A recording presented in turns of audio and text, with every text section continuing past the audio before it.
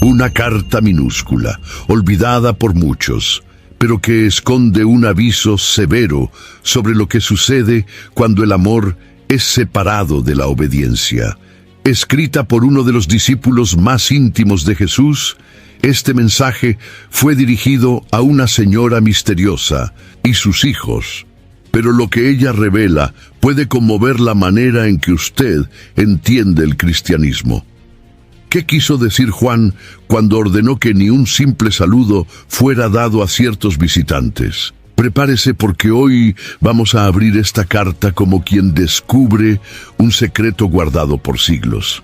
Antes de continuar, si usted valora estudios bíblicos profundos que van directo al grano y rescatan verdades olvidadas de las Escrituras, ya suscríbase al canal.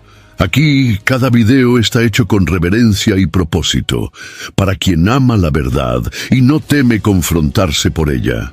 Pocas palabras, pero una carga explosiva. La segunda carta de Juan es, muchas veces, negligenciada en los estudios bíblicos, quizás por su brevedad o por parecer, a primera vista, un simple recado pastoral. Sin embargo, detrás de sus 13 versículos está un llamado urgente para la preservación de la fe, en un tiempo en que la verdad estaba bajo amenaza y el amor estaba siendo mal interpretado. Juan, el discípulo del amor, escribe con firmeza, con una autoridad que solo proviene de quien conoce de cerca al Cristo encarnado. Su lenguaje, aunque afectuoso, es incisivo, directo y sin rodeos. Él escribe como quien sostiene el tiempo con las manos y trata de impedir que el error se propague. La iglesia a la que se dirige, identificada simbólicamente como la Señora elegida, estaba siendo blanco de enseñanzas distorsionadas. El peligro no venía de afuera, sino de dentro. Predicadores sonrientes con palabras agradables y discursos inclusivos estaban diluyendo los pilares de la doctrina apostólica. Juan no responde con diplomacia, sino con urgencia. El tono de la carta revela el peso de quien sabe que el engaño, una vez sembrado, es difícil de erradicar. La verdad, en este contexto, no es una idea subjetiva, sino la revelación de Dios en Cristo, algo absoluto que no puede ser moldeado al gusto del oyente. El amor, otro tema central de la carta, es redefinido con precisión. Para Juan, amar no significa tolerar todo, mucho menos callar ante el error. Amor, en la óptica apostólica, es fidelidad a la verdad. Cualquier concepto de amor que permita el desvío doctrinal deja de ser amor cristiano.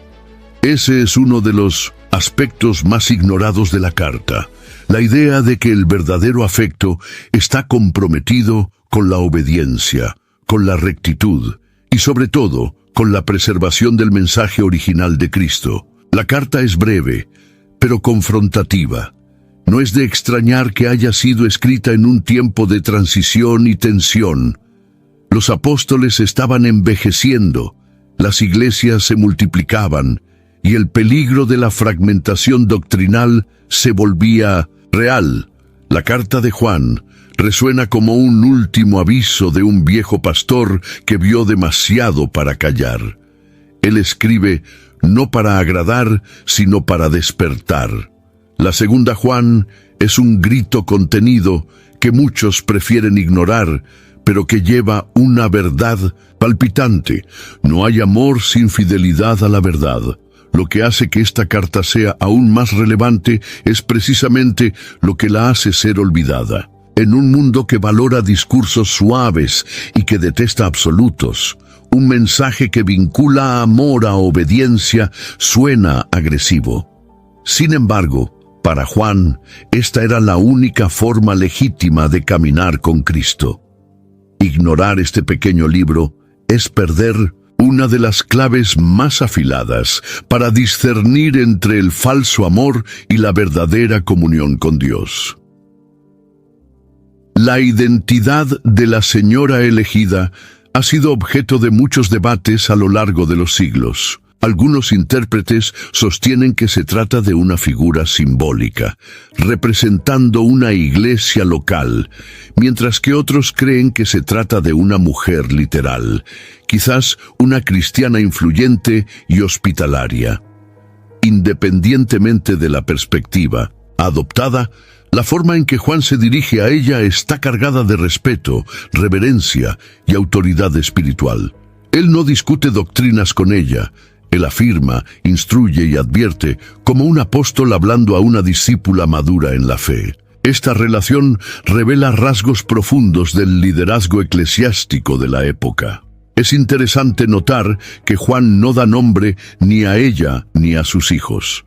Esta elección lingüística puede haber sido estratégica, considerando los riesgos de persecución. Pero también puede tener como objetivo hacer que la carta sea atemporal, aplicable a cualquier comunidad de fe que se encuentre bajo los mismos desafíos espirituales. Los hijos de esta señora, mencionados como andando en la verdad, demuestran que la enseñanza recibida por ella fue transmitida con eficacia. No son solo miembros de su casa, son discípulos moldeados por una fe enraizada en la verdad. El uso del término elegida no es casual. Revela que esta mujer o iglesia fue elegida por Dios. Esta elección trae responsabilidades: vivir en la verdad, amar de manera obediente y rechazar la falsa enseñanza. Juan valora esta elección, al punto de basar su exhortación en ella. No se trata de una reprimenda fría, sino de una convocatoria pastoral a permanecer firmes ante la amenaza de los engañadores. La carta, por lo tanto, se convierte en una especie de espejo. Toda iglesia debe preguntarse si está viviendo a la altura de la elección divina. Hay una belleza silenciosa en este fragmento. Juan reconoce el amor genuino presente en esa casa, pero no se contenta con afecto emocional. Él exige fidelidad doctrinal. Esto muestra que el amor cristiano no se mide por palabras dulces, sino por la firme adhesión a la verdad revelada. Cuando Juan escribe, no como si les escribiese mandamiento nuevo, sino lo que tuvimos desde el principio, que nos amemos unos a otros, él apunta a una continuidad con la enseñanza original de Jesús, registrada en Juan capítulo 13, versículo 34. Al retratar esta figura de la señora elegida, Juan nos presenta más que un personaje. Nos ofrece un modelo de fidelidad en tiempos de confusión, de firmeza en medio del relativismo y de amor que no negocia principios.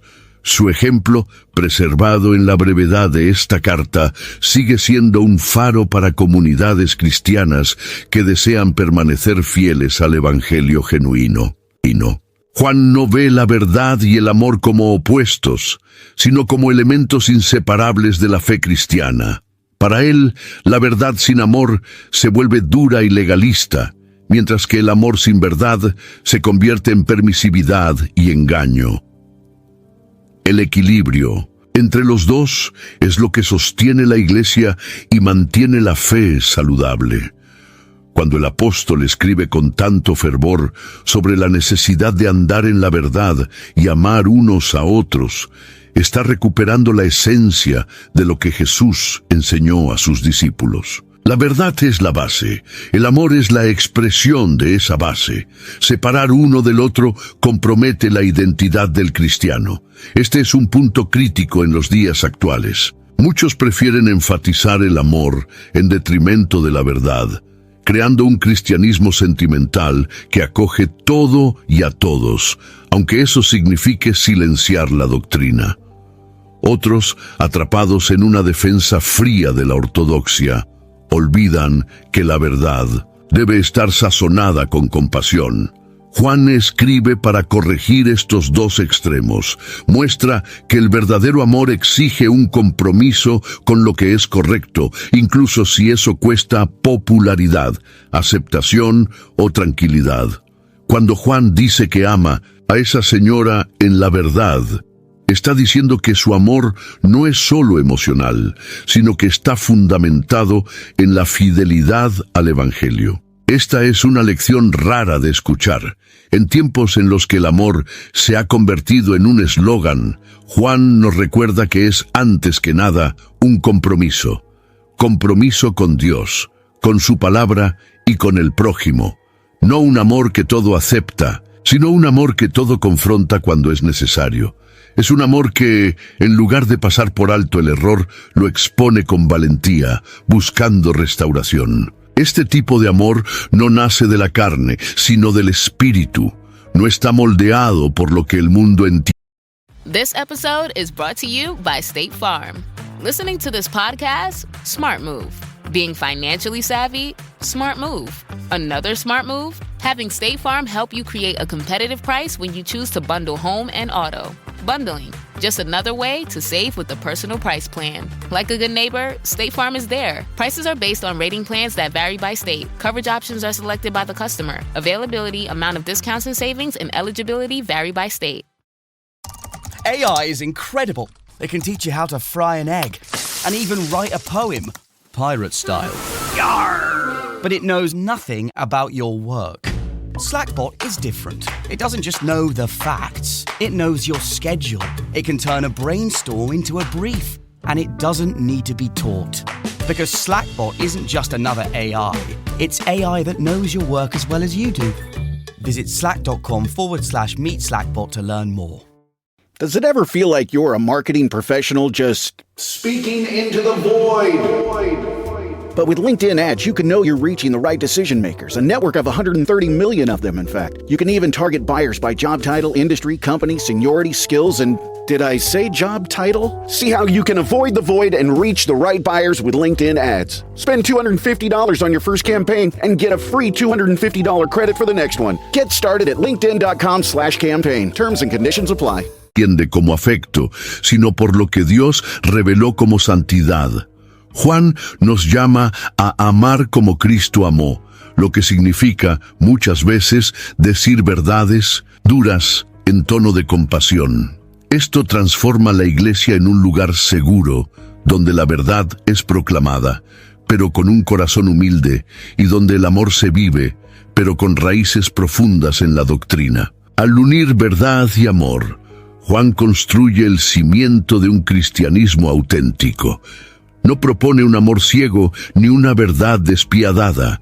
Señala hacia una fe viva, que no teme al confrontamiento, pero que tampoco abandona la ternura. Esta fusión, ignorada por muchos, es justamente lo que mantiene a la iglesia saludable en medio de un mundo aquejado por relativismos. El amor, para Juan, no es una emoción pasajera ni un sentimiento incontrolable. Es, sobre todo, un mandamiento. Esta idea rompe con los paradigmas modernos, donde el amor casi siempre se asocia a la espontaneidad o a la atracción emocional. Pero Juan escribe con claridad: el amor se manifiesta en la obediencia a los mandamientos de Dios. Afirma que amar es andar conforme a sus mandamientos, como escribió en el versículo 6 de la carta. Esta afirmación desconstruye el mito de que es posible amar a Dios y al prójimo de cualquier manera, basándose solo en buenas intenciones. Esta concepción apostólica eleva el amor a un nivel mucho más comprometido. Se trata de un amor que elige, que decide, que se somete. Juan está diciendo que el verdadero amor exige disciplina, renuncia y constancia.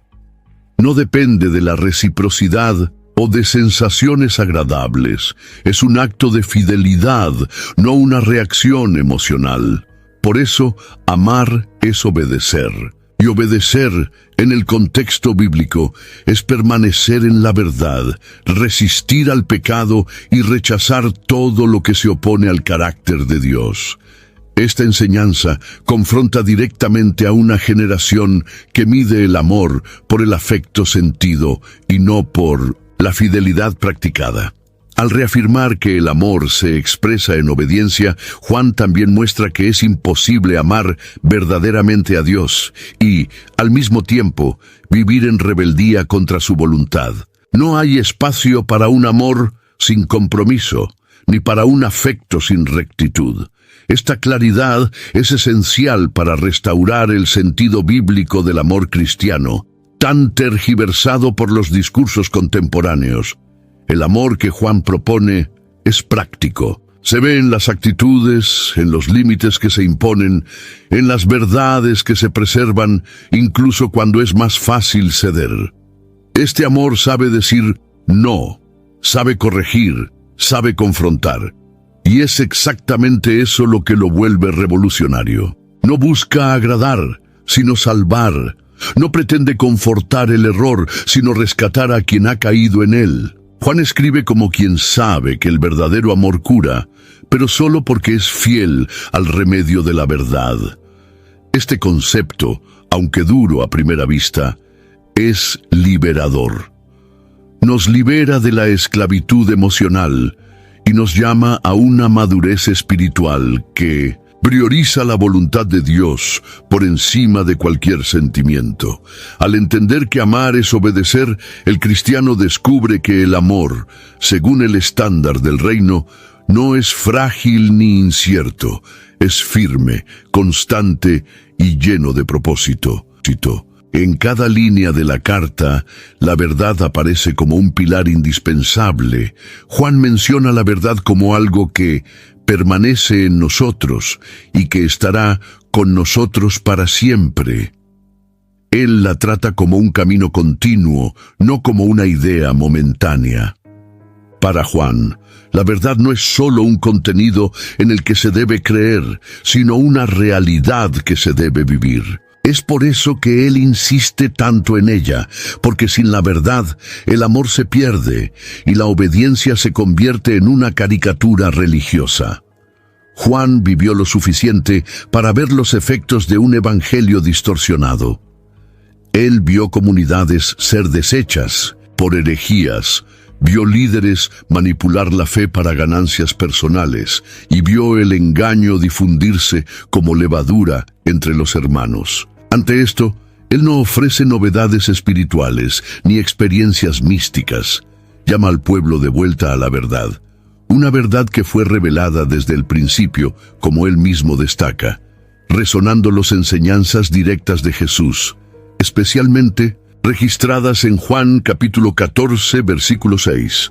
Yo soy el camino, la verdad y la vida. Esta verdad no es relativa ni moldeable. Es una referencia fija que atraviesa los siglos con la misma autoridad. Juan la trata como algo personal, casi tangible. No está en libros, sino en Cristo. No se aprende solo con estudio, sino con comunión. Y esta visión de la verdad como algo encarnado, vivido, experimentado, es lo que hace que su carta sea tan actual. En tiempos de tantas voces, él nos llama a escuchar solo una, la del Hijo de Dios. La insistencia de Juan en la verdad es también una forma de protección. Él sabe que donde la verdad es descuidada, el engaño encuentra morada. Por eso exhorta con firmeza, pero sin perder la ternura. Él escribe desde una convicción innegociable. La verdad no es un accesorio de la fe, sino el propio fundamento de ella. Retirar la verdad es demoler todo. Juan, con su voz de anciano, alerta como quien ve los vientos de la apostasía acercándose. Esta énfasis también sirve como guía para el discernimiento. En un mundo confuso, la verdad no solo ilumina, dirige, apunta lo que es correcto, revela lo que es falso y sostiene lo que es eterno. Para Juan, la verdad es el camino donde el amor florece y la obediencia encuentra sentido. Ignorarla es seguir un rumbo peligroso, donde hasta las buenas intenciones pueden convertirse en trampas. Cuando Juan se refiere a los hijos de la señora elegida, no está solo haciendo un comentario cariñoso. Está atestiguando el resultado, visible de una vida fundamentada en la verdad. Estos hijos que andan en la verdad son la prueba viva de que la fe genuina deja legado. No se trata de una herencia genética, sino espiritual. Juan ve en estos discípulos la continuidad del Evangelio, una nueva generación moldeada por el compromiso con Cristo. Este detalle lleva una enseñanza poderosa. El Evangelio no termina en quien lo recibe.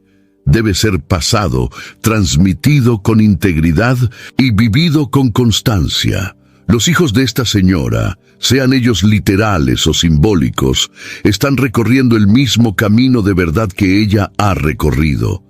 Esto muestra que vivir en la verdad no es un acto aislado, sino una influencia duradera. La verdad tiene ese poder. Educa, forma, genera frutos que trascienden el tiempo. Juan se alegra al saber que estos hijos permanecen fieles. Esto revela su preocupación por la continuidad de la fe, algo que no puede ser garantizado por palabras, sino por ejemplos consistentes. Lo que esta señora vivió, enseñó y practicó generó una generación que camina en el mismo espíritu. Este testimonio es más que hermoso, es esencial. En tiempos de inconstancia, ver hijos espirituales en la verdad es la mayor confirmación de que la semilla fue plantada en suelo fértil. La herencia espiritual, en este contexto, no se refiere solo a contenidos doctrinales, sino a una vida moldeada por el Evangelio. Estos hijos aprendieron a discernir el error, a amar con sabiduría y a obedecer con humildad. Son como ecos vivos de la verdad que un día escucharon. Y Juan, como padre espiritual, no oculta su alegría. Este reconocimiento sirve también como estímulo para todos aquellos que discipulan, enseñan y siembran el reino de Dios en la vida de otros. Well, the holidays have come and gone once again, but if you've forgotten to get that special someone in your life a gift, well, Mint Mobile is extending their holiday offer of half off unlimited wireless. So here's the idea. You get it now, you call it an early present for next year. What do you have to lose? Give it a try at mintmobile.com/switch. Limited time 50% off regular price for new customers. Upfront payment required. $45 for 3 months, $90 for 6 months, or $180 for 12-month plan. Taxes and fees extra. Speeds may slow after 50 gigabytes per month when network is busy. See terms. Cada generación que camina en la verdad reafirma que el Evangelio no es solo un mensaje poderoso, es un modo de vivir que transforma personas e historias. El impacto de la herencia espiritual es silencioso pero profundo. Y Juan, al mencionarlos, nos enseña que el mayor legado que podemos dejar no son palabras hermosas, sino vidas alineadas a la verdad eterna. Para Juan, obedecer no era solo una demostración de fe personal, sino una forma concreta de protección espiritual. En un tiempo en que las herejías circulaban con libertad y carisma, sabía que solo permanecerían firmes aquellos que se aferraran a la verdad con obediencia activa. La fidelidad a los mandamientos de Cristo funcionaba como un escudo, no contra persecuciones externas, sino contra infiltraciones internas, aquellas que disfrazadas de piedad minaban los cimientos de la doctrina verdadera. A lo largo de la historia de la Iglesia, los desvíos más peligrosos no vinieron de afuera, sino de adentro. Falsos maestros se levantaron con discursos envolventes, citando pasajes bíblicos fuera de contexto y promoviendo una gracia despegada de la verdad. Juan percibió este patrón aún en sus días. Por eso, escribe con tanta firmeza sobre la importancia de permanecer en los mandamientos. Obedecer, en este caso, no es un detalle secundario de la fe, sino el propio medio de preservación contra el error. La obediencia, cuando anclada en la verdad, moldea el discernimiento. Ella capacita al creyente a identificar el engaño no solo por las palabras dichas, sino por el espíritu que las motiva. Juan no está interesado solo en combatir ideas, quiere fortalecer el corazón de los fieles. Un corazón obediente no será seducido fácilmente, porque ya está rendido a algo mayor. Esta rendición no es pasiva, sino activa, diaria, concreta. Obedecer es también vigilar. La profundidad de esta enseñanza se revela cuando notamos que Juan no separa doctrina de práctica. Para él, conocer la verdad exige que se viva por ella. La fe que no genera obediencia es vacía, y la obediencia que no nace de la verdad es legalismo. Pero cuando ambos se encuentran, forman una fortaleza espiritual. Esta fortaleza es lo que protege al cristiano contra herejías, modismos y cualquier evangelio diluido. En este sentido, la obediencia no es una limitación, sino un arma. Ella guarda la mente, afirma los pasos y protege la comunión con Dios. Juan nos muestra que la fidelidad no es solo una cuestión moral, sino una estrategia de guerra espiritual. En tiempos de voces confusas, obedecer los mandamientos de Cristo es lo que nos mantiene en pie, con claridad, firmeza y paz. La idea de un amor selectivo parece escandalosa a primera vista. Al fin y al cabo, nos han enseñado que el amor cristiano debe ser incondicional, pero Juan trae una perspectiva rara y necesaria. Hay momentos en que amar es también alejarse, es no acoger, es resistir. Él orienta con claridad desconcertante a no recibir en casa ni saludar a quien no trae la doctrina de Cristo. Esto no es odio, es amor en su forma más valiente. El amor que protege la verdad por encima del confort social. Esta enseñanza no se basa en antipatía o orgullo espiritual, sino en celo. Juan entiende que hay una línea que no puede cruzarse, la comunión con aquellos que niegan la esencia del Evangelio. Recibir a alguien así, incluso con buenas intenciones, es participar en sus malas obras. Esta declaración fuerte, presente en el versículo 11, confronta un tipo de hospitalidad superficial que puede comprometer toda una comunidad. Es claro que Juan no está hablando de cualquier error o duda teológica. Se refiere a aquellos que niegan conscientemente la encarnación de Cristo, el centro de la fe cristiana. En esa época, los primeros signos del gnosticismo ya amenazaban la doctrina apostólica. Juan identifica esto como una ruptura con la verdad esencial, algo que no puede ser tolerado o suavizado. Amar, en estos casos, significa posicionarse con firmeza, incluso si eso parece duro. Este amor selectivo no es sobre excluir personas, sino sobre proteger el Evangelio. Se trata de mantener la integridad de la fe, no asociándose con mensajes que distorsionan el carácter de Cristo. En tiempos donde la tolerancia ha vuelto la virtud suprema, Juan nos enseña que hay momentos en que la tolerancia es cobardía, y que el verdadero amor se posiciona incluso cuando cuesta amistades o reconocimiento. Este tipo de amor, firme y discernido, es una expresión de madurez espiritual. No está motivado por miedo, sino por reverencia. No excluye por arrogancia, sino por celo. Amar también es proteger, y proteger la verdad es uno de los actos más profundos de amor que un cristiano puede ejercer. Juan no deja espacio para interpretaciones vagas. Aquel que no confiesa que Jesús Cristo vino en carne es el engañador y el anticristo. Él usa palabras fuertes para alertar a la Iglesia sobre el peligro real de doctrinas que niegan la encarnación de Cristo.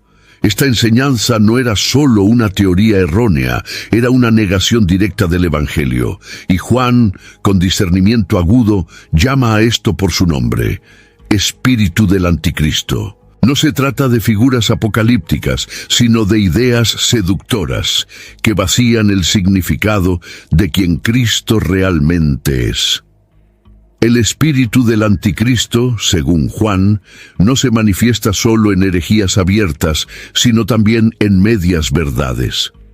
Él actúa con disfraces, se infiltra con suavidad, usa incluso el nombre de Jesús, pero distorsiona su naturaleza, y eso sigue siendo actual. Muchos hoy proclaman un Jesús moldeado al gusto del público, un maestro, un gurú, un ejemplo de bondad, pero no el Hijo de Dios encarnado. Juan alerta. Este tipo de evangelio no salva, solo ilude. El peligro es justamente ese. El engaño raramente viene con apariencia de error. Viene revestido de espiritualidad, con lenguaje religioso, con buenas intenciones, pero niega la verdad más profunda de la fe cristiana. Y, al negar la encarnación, también niega la cruz, la resurrección y la redención. Por eso Juan no negocia, él denuncia, él no sugiere cuidado. Él ordena vigilancia. Identificar el espíritu del anticristo requiere más que conocimiento teológico. Requiere intimidad con la verdad. Juan escribe como quien ve más allá de las palabras, discerniendo el espíritu detrás de los discursos. Esto es algo que la iglesia de hoy necesita recuperar. El discernimiento espiritual no es opcional, es una cuestión de supervivencia. Y Juan, con la sabiduría de quien anduvo con Jesús, nos da esta alarma en forma de carta. El anticristo, en la visión de Juan, es cualquier mensaje, idea o movimiento que sustituya la verdad de Cristo por una versión conveniente. Puede estar en el púlpito, en los libros, en las redes sociales. Es sutil, pero letal. Y la única manera de resistirlo es permanecer en la verdad, conociendo profundamente quién es Jesús y viviendo en obediencia a lo que Él enseñó. Es imposible leer el versículo 11 de 2 Juan sin sentir el peso de su orientación.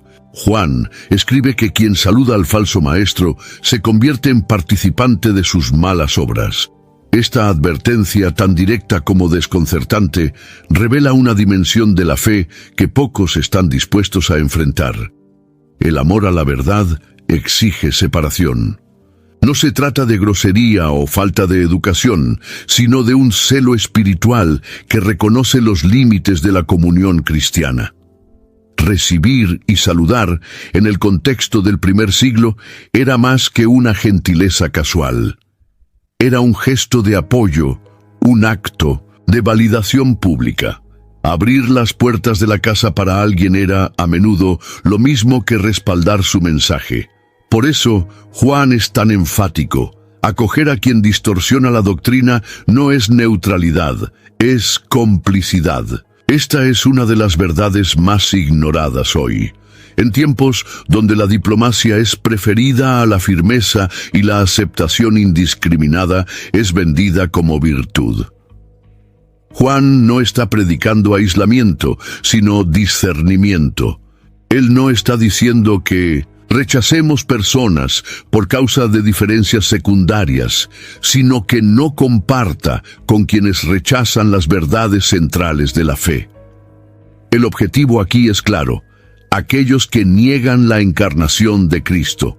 Tolerar este tipo de enseñanza es una amenaza a la salud espiritual de la Iglesia. Y Juan, como un verdadero guardián de la doctrina, no permite que este peligro pase desapercibido. Esta actitud radical no es fruto de legalismo, sino de amor verdadero, amor por la Iglesia, por los fieles y por la integridad del Evangelio. Ignorar estas instrucciones, por más duras que parezcan, puede llevar al debilitamiento de la fe y a la dilución de la verdad. Juan nos está enseñando que hay momentos en que el silencio no es sabiduría, sino omisión, y que a diferencia de lo que muchos piensan, hay ocasiones en que decir no es el gesto más fiel que alguien puede ofrecer. Este es un mensaje que exige coraje. Muchos prefieren el camino del medio, evitando conflictos y suavizando posiciones. Pero Juan nos muestra que quien ama la verdad necesita estar dispuesto a posicionarse, incluso si eso cuesta relaciones o aprobación.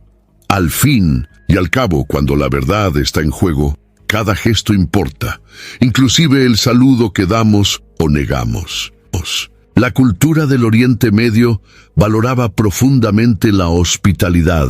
Recibir a alguien en casa era un acto de honor, un mandamiento social y hasta espiritual. Sin embargo, Juan propone un límite sagrado para esta práctica. Él escribe que no se debe acoger en casa a quien trae una doctrina que niega a Cristo. Aquí, la hospitalidad, si no es guiada por la verdad, deja de ser virtud y se transforma en traición espiritual. El mensaje es fuerte. Hay momentos en que acoger es desobedecer. Esta tensión entre hospitalidad y fidelidad es extremadamente actual. Muchos, en nombre de la amabilidad, acaban dando espacio a ideas que corrompen la fe. Ofrecen sus púlpitos, sus plataformas o incluso sus redes sociales para discursos que niegan la centralidad de Jesús. Juan anticipa este riesgo y establece una frontera clara. Él no dice que se trate con violencia o desprecio, sino que no se abra la puerta, ni física ni espiritual, para aquello que corrompe la esencia del Evangelio. La hospitalidad, cuando se dirige al error, no es caridad, es complicidad. Juan entiende que dar espacio al falso maestro es dar legitimidad a su mensaje. Aun cuando la intención sea buena, el efecto puede ser desastroso. La casa, símbolo de refugio y comunión, no debe ser escenario para la enseñanza que niega a Cristo. Esta es una protección no solo para quien acoge, sino para todos los que son influenciados por este ambiente. Juan está rescatando aquí el valor de la casa como territorio santo. Él ve el hogar como extensión de la fe, lugar de enseñanza y preservación de la verdad. Permitir que el engaño entre es comprometer esta santidad. Esto no es intolerancia, es sabiduría. Porque una doctrina errónea, si es acogida, se instala, se expande y destruye. Y Juan, con su autoridad apostólica, actúa como quien cierra las puertas para salvar a aquellos que están dentro. La hospitalidad debe ser guiada por el discernimiento. Amar al prójimo no significa abrir la casa para todo y todos. Significa saber quién y qué debe ser acogido. Juan nos enseña que, en ciertos contextos, obedecer a Dios es más importante que agradar a los hombres, y que hay momentos en que cerrar la puerta es la forma más noble de guardar la fe. Separarse del error nunca ha sido tarea fácil. Muchas veces, esto implica cortar lazos, interrumpir amistades o desagradar a personas queridas. Pero Juan nos muestra que hay momentos en que la separación no solo es necesaria, es un requisito de la obediencia. Cuando la verdad es amenazada por falsas enseñanzas, mantenerse cerca de ellos en nombre de la paz o la tolerancia es comprometerse espiritualmente. El apóstol no propone neutralidad, él propone posicionamiento. Esta obediencia exige valentía porque no es bien vista socialmente. Vivimos en una cultura que idolatra el consenso y rechaza cualquier forma de confrontación. Juan, en cambio, nos muestra que el cristiano fiel necesita tener discernimiento para alejarse. Y más, necesita tener el valor para explicar este alejamiento cuando sea necesario, incluso si esto causa extrañeza o rechazo. Separarse del error es, muchas veces, pagar un precio alto por la fidelidad. El propio Jesús habló sobre divisiones causadas por causa de la verdad. En Lucas, capítulo 12, versículo 51, él dice: ¿Pensáis que he venido a traer paz a la tierra? No os digo sino más bien disensión. La paz en el reino no es la ausencia de conflicto, sino la presencia de la verdad. Cuando esta verdad es negada, la unidad debe ser quebrantada. Juan sigue esta misma lógica. La verdadera obediencia no busca aceptación, busca pureza. Juan, como pastor y apóstol, sabe que la separación puede doler, pero también sabe que protege. Al llamar a la iglesia a alejarse de los engañadores, él está cuidando su salud espiritual. Escribe como quien prefiere una comunión pequeña y pura que una iglesia grande y corrompida. Y este llamado a la valentía aún resuena en nuestros días, donde muchos han cedido por miedo a parecer intolerantes. Separarse no significa juzgar personas, sino defender principios. Es una decisión que nace de la conciencia de que la verdad no puede ser negociada. Obedecer en este contexto es tener la valentía de mantenerse fiel, incluso cuando esto significa andar solo. La fe bíblica, según Juan, no busca el camino más fácil. Sigue el camino estrecho donde solo hay espacio para quienes caminan en la luz de la verdad. En la recta final de la carta, Juan expresa un deseo conmovedor. Mucho tenía que escribirles, pero no quise hacerlo con papel y tinta. Espero ir hasta ustedes y hablar cara a cara para que nuestro gozo sea completo. Esta declaración revela una dimensión profundamente humana y relacional de la fe cristiana. Las palabras escritas tienen su valor, pero hay algo insustituible en la presencia, en la mirada, en la conversación en vivo. Juan sabía que ciertas verdades cobran vida solo cuando se comparten personalmente. Ese detalle, aparentemente simple, encierra una sabiduría pastoral rara. Juan no desprecia la carta. Él mismo está escribiendo una, pero reconoce sus límites. La fe cristiana no fue diseñada para ser vivida solo a través de textos, sino a través de encuentros. La comunión real, la conversación sincera, el discipulado ojo a ojo. Todo ello es parte esencial de lo que significa ser iglesia. Juan anhela esto porque entiende que la verdad necesita ser encarnada, vivida en comunidad. En tiempos donde las interacciones se vuelven cada vez más digitales, ese versículo suena como una invitación a la reconexión. Juan nos recuerda que la fe se fortalece cuando hay convivencia, cuando los corazones se encuentran más allá de las palabras. La carta prepara el camino, pero el encuentro completa la alegría. Esto revela que para él, la doctrina correcta y las relaciones verdaderas caminan juntas. Una no sustituye a la otra. También es posible percibir en este deseo un rasgo de humildad apostólica. Juan no se coloca como un maestro distante, sino como un amigo, un hermano en la fe que desea estar cerca. Reconoce que la comunión fortalece, que la presencia edifica y que la fe compartida presencialmente tiene un poder que ninguna tinta o papel puede alcanzar. Esta visión hace toda la diferencia en la forma en que la iglesia se estructura y vive su misión. La lección aquí es clara. Necesitamos más que contenido, necesitamos comunión.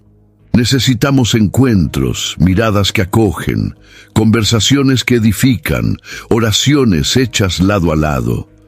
Juan lo sabía, y al expresar su deseo de estar presente, nos muestra que la fe madura no se aísla en teorías, sino que se materializa en el contacto con el otro.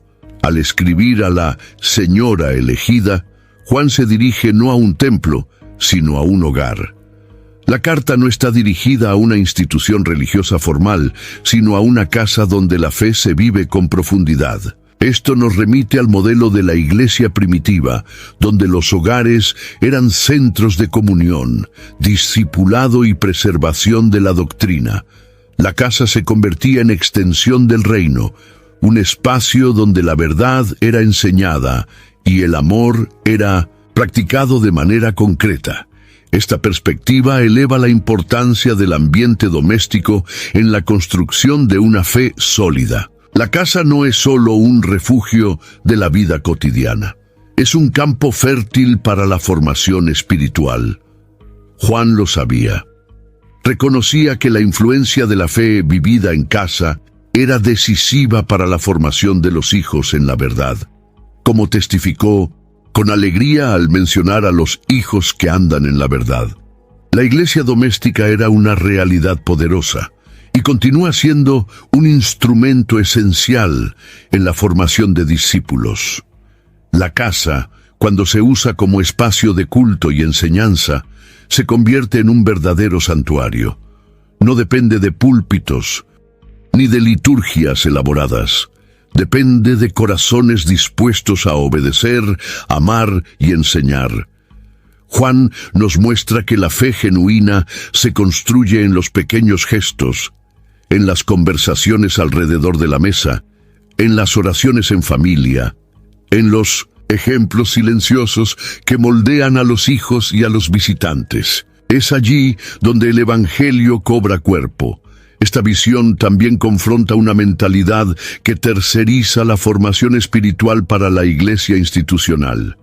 Juan no escribió a un pastor, sino a una mujer piadosa, comprometida con la verdad. Muestra que cada hogar puede y debe ser un lugar de enseñanza, protección y celo por la doctrina. La fe no se limita a los domingos, florece en el día a día, entre paredes que escuchan oraciones y acogen discípulos. La iglesia doméstica sigue siendo un modelo actual y poderoso. En tiempos de tanta dispersión, recuperar el valor espiritual del hogar es una urgencia. Juan nos recuerda que las grandes luchas espirituales se ganan en el interior de los hogares y que cada casa puede ser una fortaleza de la verdad, donde el amor se vive con obediencia y el Evangelio se transmite de generación en generación. En un mundo saturado de voces, opiniones e interpretaciones personales, Juan levanta un llamado firme: permanezcan en la doctrina de Cristo. Él no dice en lo que tú piensas que está bien, ni en lo que funciona para ti. Él apunta a una doctrina objetiva, clara y revelada. Juan diferencia con precisión lo que es opinión humana de lo que es verdad divina. Y para él solo hay un lugar donde la obediencia comienza, en la doctrina de Cristo. La doctrina en este contexto no es un sistema teológico complejo o un conjunto de reglas inventadas por hombres. Es la esencia del Evangelio, revelada por Jesús y transmitida por los apóstoles. Juan está diciendo que obedecer no es crear un camino propio, sino caminar por un camino ya trazado. Esa es una verdad que confronta una era que valora la autonomía por encima de la fidelidad. Juan declara que salir de la doctrina es desconectarse de Dios. Esa es una línea teológica nítida y sin espacio para relativismos. Juan sabe que el corazón humano tiende a reinterpretar el Evangelio según sus conveniencias. Por eso, él es enfático: si alguien va más allá de lo que Cristo enseñó, pierde el vínculo con Dios. Ese ir más allá no es progreso, es ruptura. Es dejar la firmeza de la palabra para abrazar conceptos nuevos, sofisticados, pero sin raíz. La obediencia, entonces, no comienza con la creatividad, sino con la sumisión. No se trata de inventar, sino de permanecer. Esa distinción es vital para mantener la integridad de la fe. Juan no condena el pensamiento, pero alerta contra el orgullo espiritual que intenta perfeccionar lo que Dios ya reveló como perfecto. La doctrina es el lugar donde la obediencia se ancla. Sin ella, cualquier práctica pierde su base. Y Juan, con autoridad y celo, llama a los fieles a mantenerse firmes donde todo comenzó, en la persona y obra de Jesús Cristo. En la era de las interpretaciones subjetivas, este mensaje brilla con claridad. Juan no nos está llamando a una fe superficial, sino a una fidelidad profunda. Las opiniones cambian, las culturas cambian, las emociones oscilan, pero la doctrina de Cristo permanece. Y es allí donde la obediencia debe nacer, crecer y florecer. Juan deja claro que su amor por aquella señora y sus hijos es en verdad. Este detalle transforma la forma en que comprendemos la comunión cristiana. No se trata solo de afinidades humanas o simpatías naturales. Se trata de una unión generada y sostenida por la verdad del Evangelio. La comunión bíblica no nace de gustos en común, sino de compromisos espirituales compartidos. Juan nos está enseñando que la verdadera amistad cristiana solo es posible donde hay verdad como base. Este tipo de comunión es más que convivencia. Es asociación espiritual. Es saber que se camina al lado de alguien que ama al mismo Cristo, obedece a los mismos mandamientos y honra la misma doctrina. No se trata de aislamiento sectario, sino de discernimiento relacional. Juan muestra que la verdad es el filtro de la comunión. Aquellos que están en la verdad comparten no solo tiempo, sino destino. Ellos pertenecen a la misma familia espiritual, con lazos más profundos que los de sangre. Esta visión confronta una espiritualidad que transforma la iglesia en un club social. Juan nos llama de vuelta al centro. La comunión entre los santos es más profunda porque está firmada en la revelación de Dios. La amistad cristiana verdadera edifica, corrige, ora, sostiene. Ella está fundamentada en la verdad y por eso no teme confrontaciones necesarias. Donde hay verdad, hay seguridad.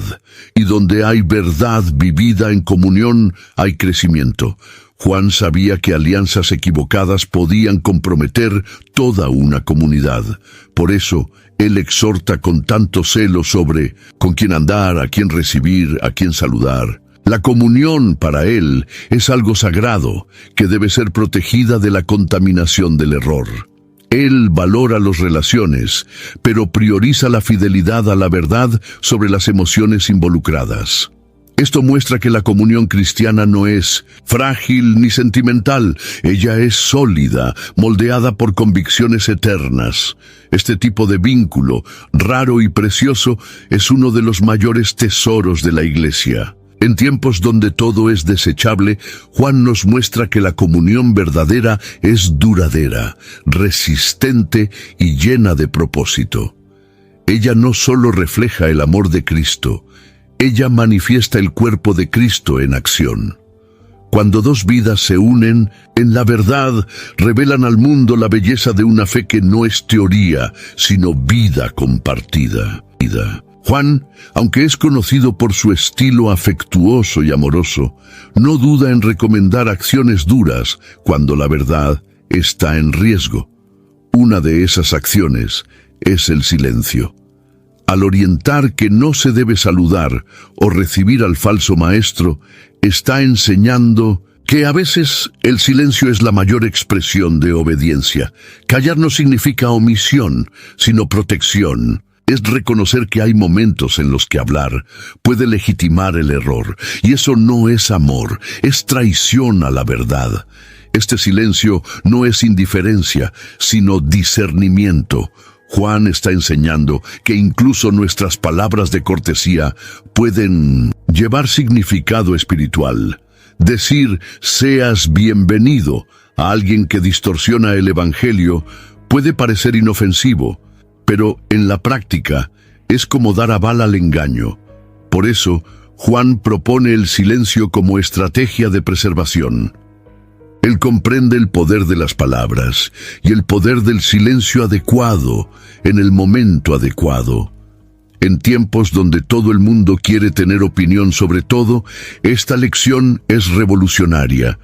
El mundo valora la expresión, pero Juan valora el discernimiento.